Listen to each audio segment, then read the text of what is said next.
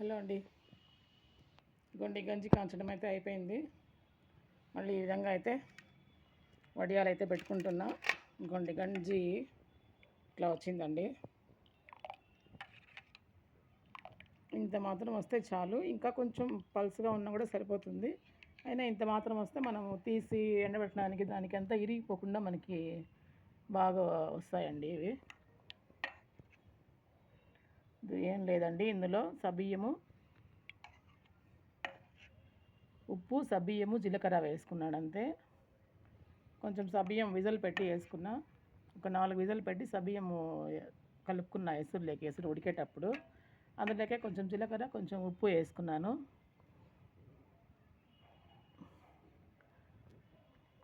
ఉడికేదానికి మాత్రం ఒక 20 మినిట్స్ కూడా పడుతుందండి కరెక్ట్గా మనకి ఉడకాలంటే మాత్రం. ఇది 20 మినిట్స్ ఖచ్చితంగా పట్టింది.